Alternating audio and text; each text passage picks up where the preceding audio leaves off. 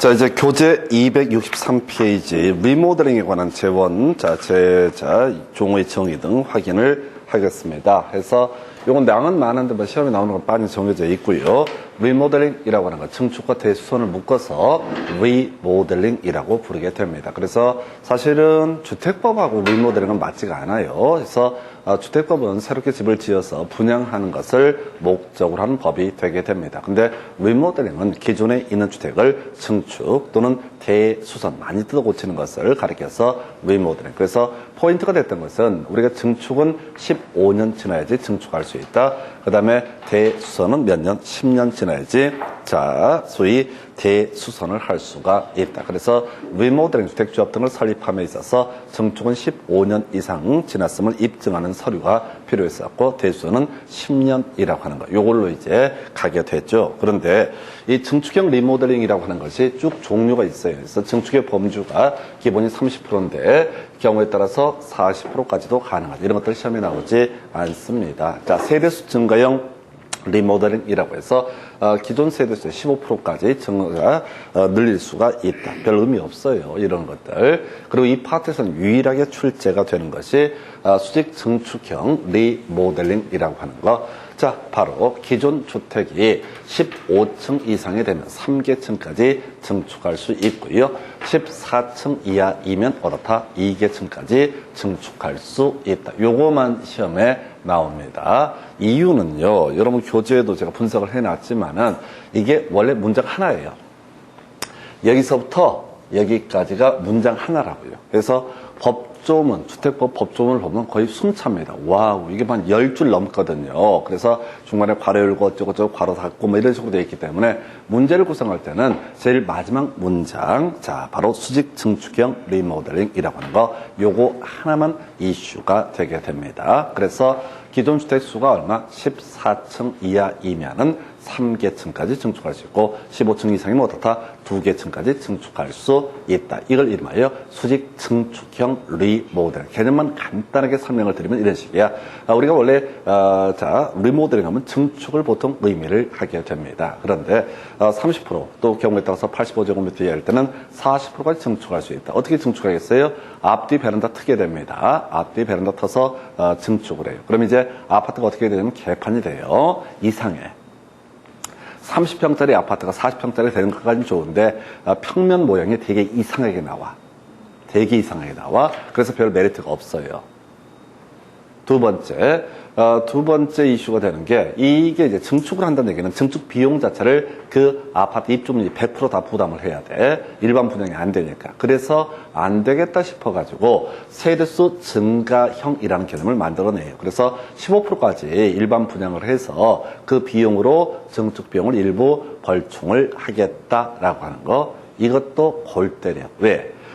우리가 만약에 복도형 아파트다라고 이렇게 전제를 하게 되면 기존에 라인에 집 10채 들어갔으면 11.5채가 들어가는 거예요. 모양이 더 이상해져. 평면 모양이.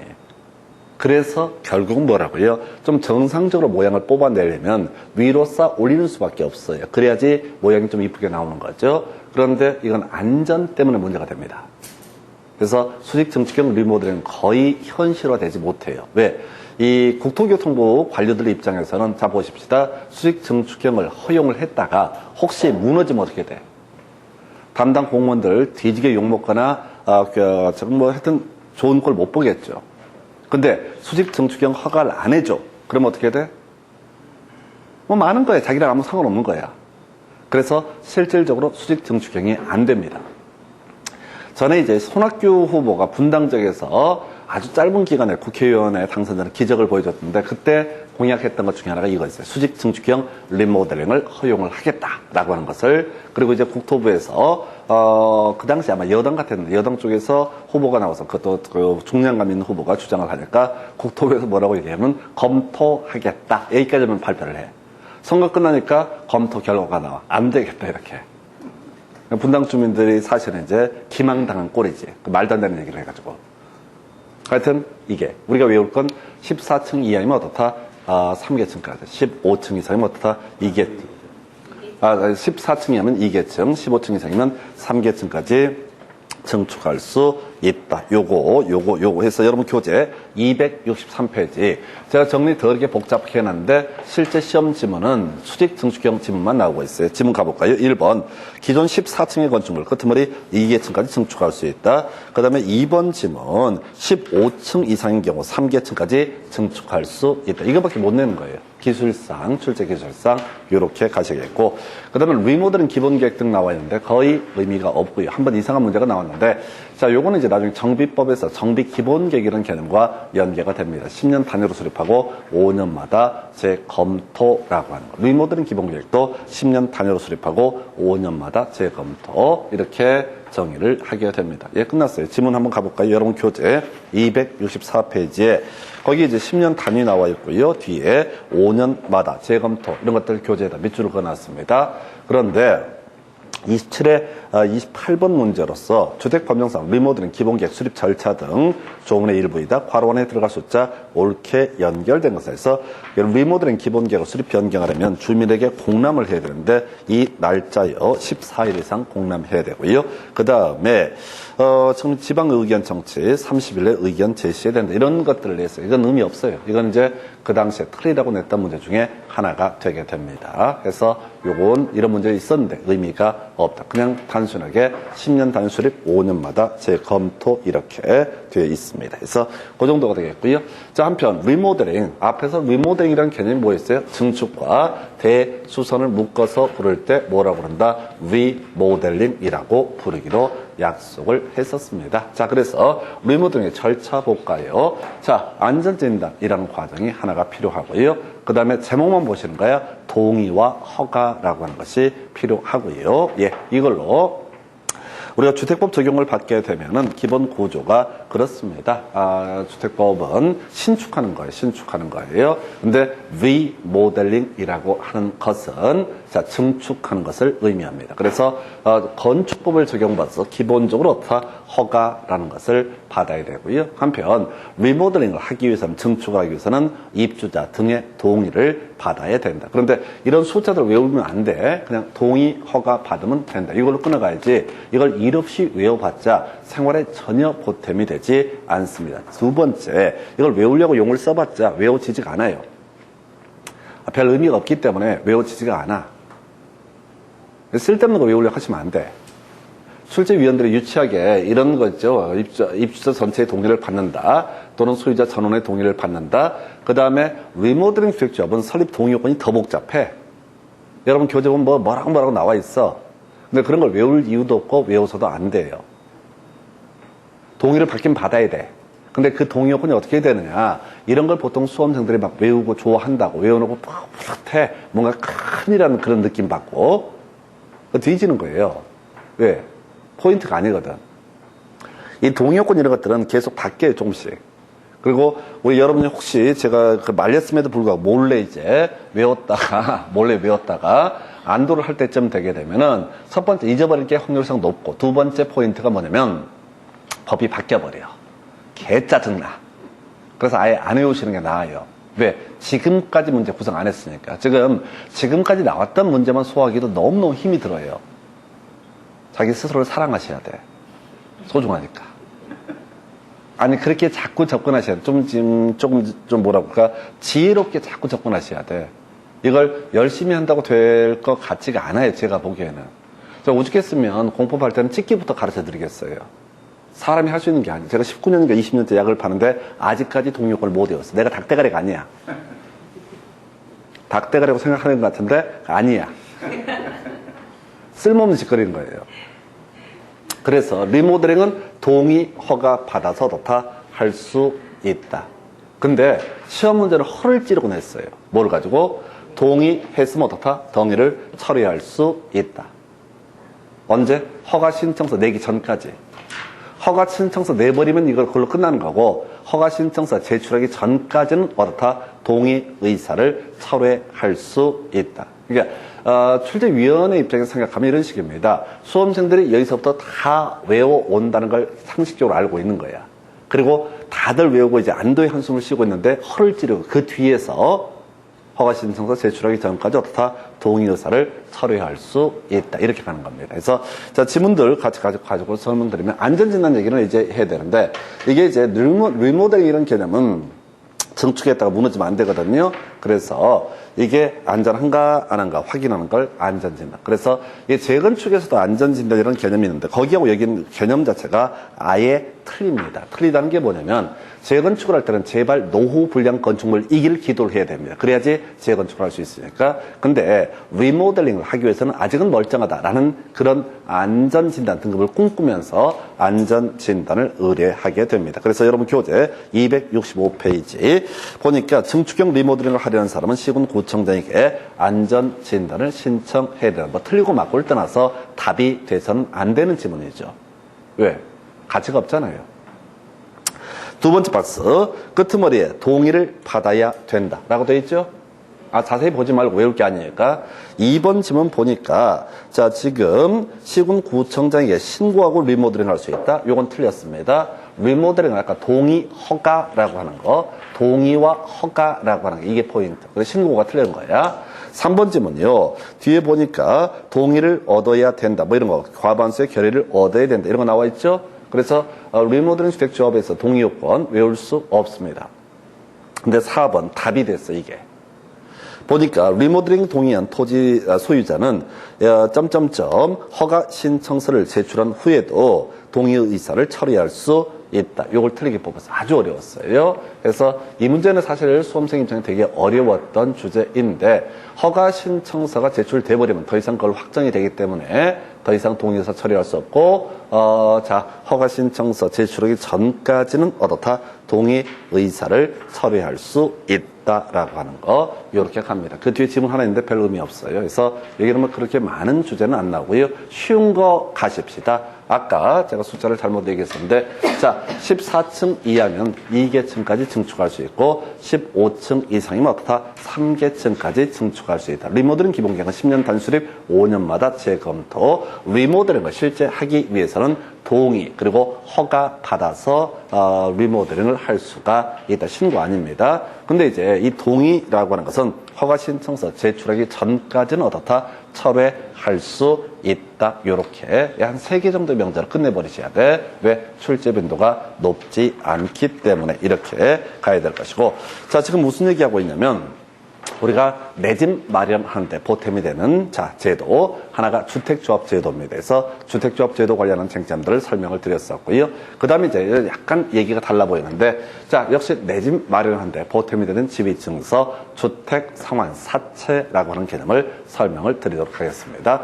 그래서 요거요 이름 그대로 가야 돼. 사채입니다. 회사채 일종이 되게 됩니다. 회사채인데요. 주택으로 상환하는 사채라는 의미를 가지고 있습니다. 주택으로 상환하는 사채라는 의미를 가지고 있어요. 그래서 회사에서 돈을 빌립니다. 그래서 앞으로 돈을 빌려주면 주택을 한 채를 주겠다라고 하는 거. 이게 주택 상환 사채라는 개념. 복잡한 얘기 나와 있는데 우리 시험 용어는 딱 두 가지 쟁점으로 이걸 정리를 하게 됩니다. 주택 상환 사채라고 하는 것.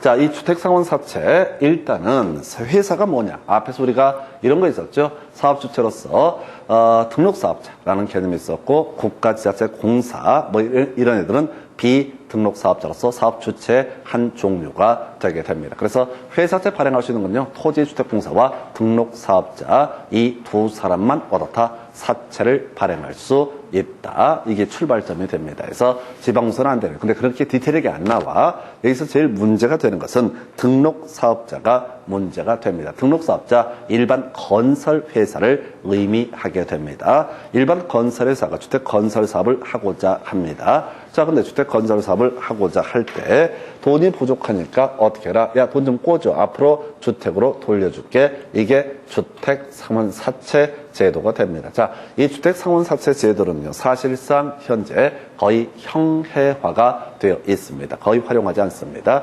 이게 어디 써먹었냐면 평촌 신도시 개발할 때 이 주택상환사채 제도를 사실 활용을 했었습니다. 근데 이게 뭐가 문제가 되냐면 주택상환사채를 가지고 있으면 집 한 채를 주겠다. 이런 논리 구조가 되게 되거든요. 근데 뭐가 문제가 되냐면 이 주택상환사채는요, 돈 없는 사람한테 돈 꿔다오 앞으로 주택으로 줄게 이렇게 얘기하는 게 아니라 돈 가지고 있는 분한테 돈 꿔주십시오. 집 짓고 나서 집으로 상환해 드리겠습니다. 그래서 우리가 주택법의 입법 취지라는 게 좀 형편이 어려운 사람들, 아까 무주택자 또는 85제곱미터 이하의 주택을 한 채 소유한 사람들, 이런 사람들이 내 집 마련할 수 있는 기회를 부여하기 위해서 이런 주택법을 만들어놨는데, 주택상환사채는 자 형편되는 분들 상대로 돈 꾸는 제도, 그래서 상당히 비판을 많이 받았었고 법에는 있지만 현실적으로 거의 활용이 되고 있지 않습니다. 그래서 어찌됐든 여기서 이슈가 되는 것은 자 이거예요. 등록사업자 하나 얘기만 기억을 하셔야 돼. 등록사업자. 주택상환사채면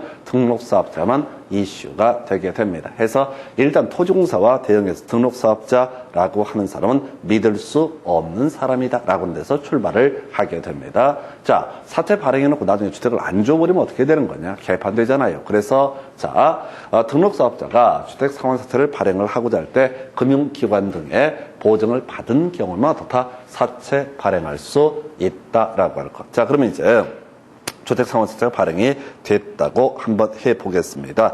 자, 그러면은, 자, 실제 시험 문제 답은 이건데요.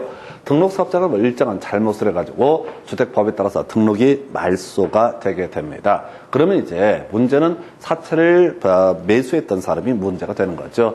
그런데 우리 주택법은요, 등록이 말소가 되더라도 기존에 했던 사업은 계속 추진할 수 있다. 이런 논리 구조예요. 게다가 등록사업자가 주택상환사채를 발행할 때는 금융기관에 보증도 받은 상태입니다. 그 얘기는 금융기관이 알아서 해결해 줄 것이다. 이런 논리 구조예요. 그래서 출제 포인트, 등록사업자의 등록이 말소가 된 경우라 할지라도 등록사업자가 발행한 주택상환사채 효력은 영향을 미치지 아니한다라고 하는 거, 요게 자 마지막 출제 포인트가 됐습니다. 그래서 이 명제 하나만 이해하시게 되면 자 앞에 등록사업자 사채 발행할 수 있다라든가 등록사업자가 사채를 발행하기 위해서 금융기관 등의 지급 보증을 받아야 한다라든가 이런 개념 다 이해해야지 등록사업자의 등록이 말소가 됐다라고 할지라도 주택상환사채 효력에는 영향을 미치지 아니한다. 이런 식으로까지 해결을 해 가실 수 있습니다. 그래서 이렇게 개념을 보셨고요. 그래서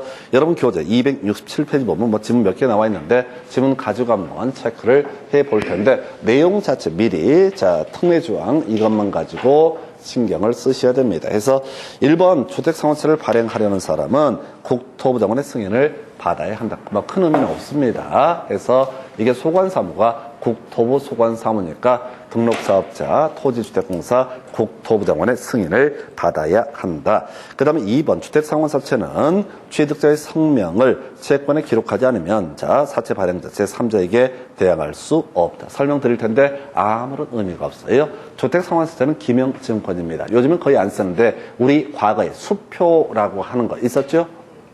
수표 이사하는 거 있잖아요. 그 얘기하는 거예요. 주택상환사채가 기명증권인데 이게 다른 사람의 채권을 양도하려면 거기다가 다 표시를 해야지 어떻다 발행자 제3자에 대해서 대항할 수 있다. 근데 신경 쓰시면 안 돼. 이런 지문들은 낯설게 느끼시고 그냥 패스하고 넘어가 버리셔야 돼. 이런 쓸데없는 지문들이 어설프게 공부를 해주게 되면 나중에 시험 보실 때 지문 5개가 다 내 새끼 같습니다. 죽어버립니다. 하나하나가 어서 본 것 같고 이러면 죽어버린다고.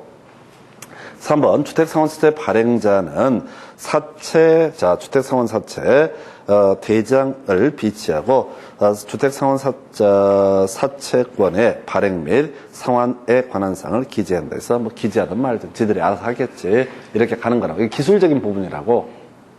그러니까 이런 걸 볼 때 기재해야 된다 이런 건 뭐 지들이 알아서 하겠지. 이렇게 넘어가시는 거예요.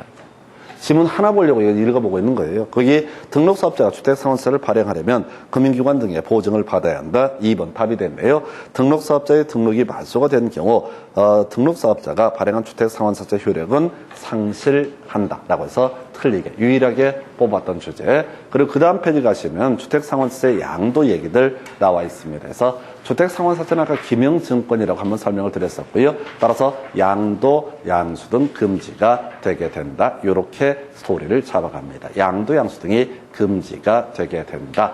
자, 그래서 이제 파생되는 주제가요. 주택 상환 자체 예외적으로 양도 양수가 가능한 경우. 항상 시험은 예외가 나온다고 그랬어요. 예, 불가피한 이사에서 다른 도시로 이사, 다른 나라로 이사, 다른 세상으로 가신문 주택으로 이사 가는 경우 주택 상환 자체 양도 양수할 수 있다. 이렇게 그림을 잡게 됩니다. 다른 도시로 이사 가볼까요? 자, 보니까 세대원의 근무, 생업상의 사정, 질병치료, 취약, 결혼으로 인해서 세대원 전원이 다른 행정구역으로 이전하는 경우. 두 번째, 세대원 전원이 해외 이주 2년 이상의 기간 동안 해외 체류하고자 하는 경우.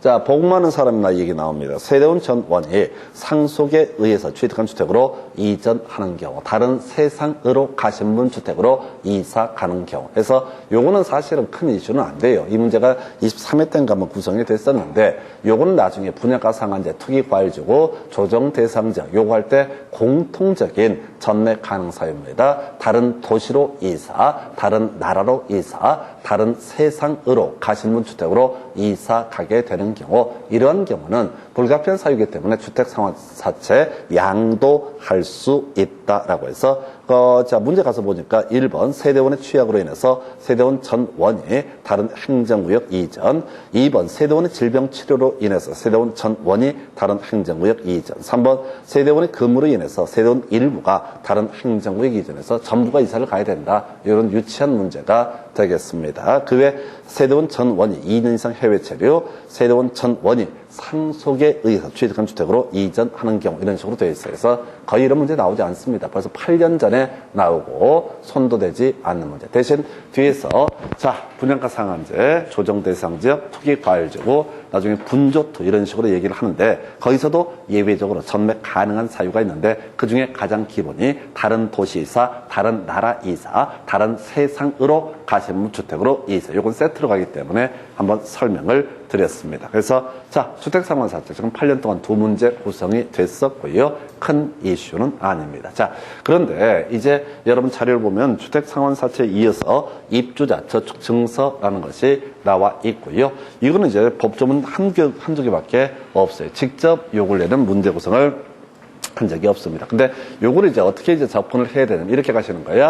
자, 스토리를 어떻게 이제 해석을 해야 되냐면, 우리 주택법에서 내 집 마련하는데 필요한 지위 증서라고 하는 게 몇 개가 있습니다. 그 중에 하나가 주택조합원제도, 주택조합제도. 요거 주택조합의 조합원이 되게 되면 어떻다? 우선 분양을 받을 수 있다. 주택상환 사채 가지고 있으면 어떻다? 주택을 한 채 분양을 받을 수 있다. 그다음에 주택청약종합저축이라고 해서 입주자 저축 증서라고 해서 우리가 과거에 청약저축, 청약부금 이런 표현을 썼던 바가 있습니다. 자, 요것도 가지고 있으면 실제로 집을 청약할 수 있는 기회를 부여를 하게 됩니다. 그래서 자, 이 세 개를 지금 묶어서 보는 이유가 뭐냐면 바로 그 다음 주제 공급질서 교란 금지라는 개념을 설명을 드리려고 이 얘기를 합니다. 그래서 우리 주택법에서는 내 집 마련에 보탬이 되는 지위증서 제도로서 세 가지 주택조합제도, 주택상환사채제도, 입주자 저축증서제도 총 세 가지 제도를 운용하고 있습니다. 그래서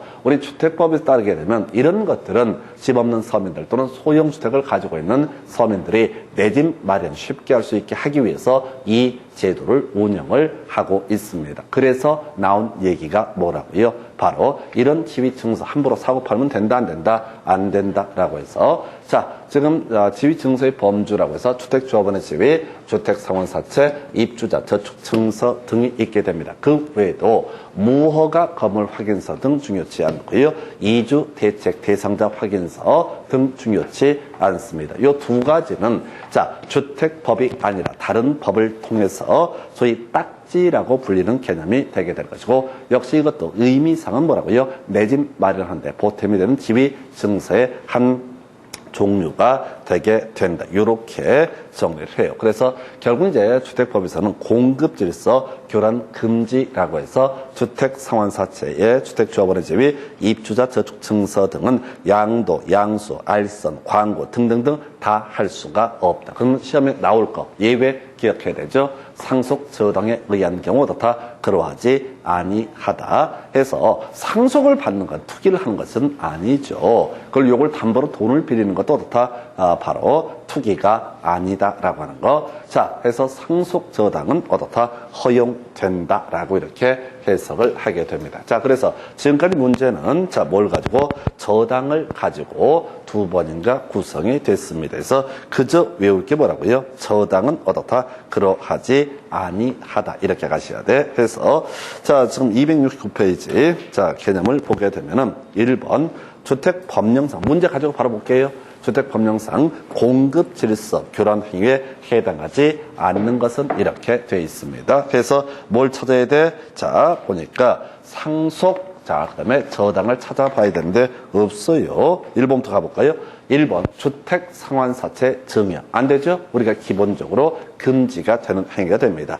입주자 저축증세 매매 또는 매매 알선 금지가 되게 됩니다. 일단 그렇고요. 3번이 일단 답이고 4번 무허가 건물 자, 확인서 등의 매매 목적의 광고라든가 5번 이주 대책에 따라 주택을 공급받을 수 있는 지위의 매매라고 되어 있어요. 요건 이제 되게 어려운 문제인데 어렵다기보다는 좀 엽기적인 문제여서 요거는 다른 법을 알아야 돼. 도시개발법이란 법을 공부하게 되면 수용 방식으로 도시개발 사업에 필요한 재원을 확보하기 위해서 지자체가 돈을 빌리는 제도가 도시개발 채권이라는 개념이 되게 됩니다. 사실 23회 때 문제고 썩 좋은 문제는 아니에요. 그래서 두 개 법을 짬뽕을 했는데 도시개발 채권을 가지고 있는 사람은요. 나중에 어떻다고요? 돈을 받을 권리가 있습니다. 자, 지자체한테 돈을 꿔주고 받는 종이 쪼가리가 뭐라고요? 도시개발 채권이라는 개념이 되게 됩니다. 그러면 이 도시개발 채권을 가지고 있는 사람은 때가 되면 어떻다? 지자체한테 돈을 달라고 할 수 있다. 요는